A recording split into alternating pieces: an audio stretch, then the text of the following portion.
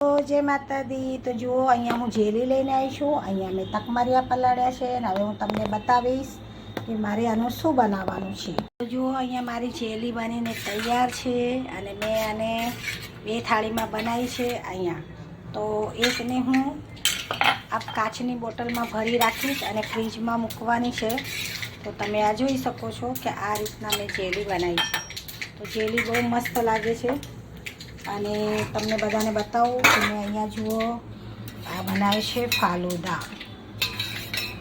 તો અહીંયા મેં બનાવ્યા છે તકમરિયા। તો આપણે આની અંદર આ તકમરિયા નાખશું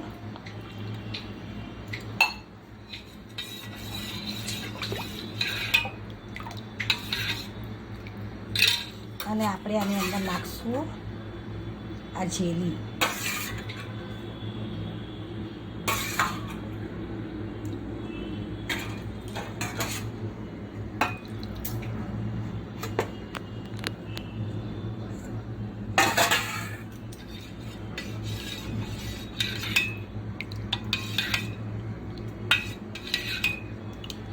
આની અંદર મેં સાકર નથી નાખી। આ તમને હું બતાવું છું કે આ રેડીમેડ પાઉચ મળે છે અને હું એ લઈને આવી હતી। તો તમને હું આ તો જુઓ આ ફાલુદાનો પાઉચ હું રેડીમેડ લાવી હતી ડીમાર્ટમાંથી।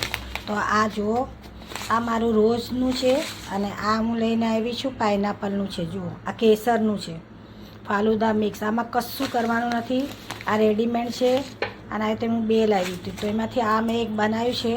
તો આપણે દૂધ એને ખાલી ગરમ કરીને ઉકાળવાનું છે અને આની અંદર બધું જ આવે છે, પણ તકમરિયા ઓછા હતા એટલે મેં તકમરિયા પલાળ્યા હતા અને મેં સાકર નાખી નથી અને આની અંદર જેલી નથી, બાકી બધું જ હતું। તો મારી પાસે અહીંયા થોડું રોઝ વોટર પડ્યું છે તો હું થોડું આની અંદર નાખીશ કે એનાથી ટેસ્ટ આવશે।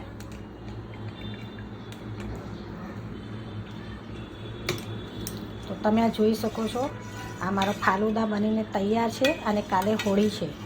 તો તમને અગર જેલી ઓછી પડતી હોય તો તમે ઉપરથી પણ નાખી શકશો, એટલે માટે મેં આ જો બોટલમાં અહીંયા ભરી રાખી છે જેલી। આ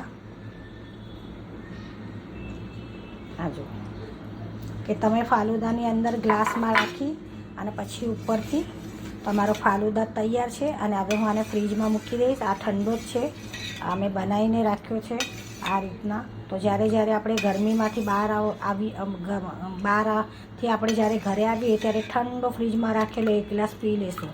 અને આ તકમરિયા જો મેં વધારે નાખ્યા છે તો આ ટેસ્ટી બનશે। આની અંદર સાકર નાખવાની જરૂર નથી।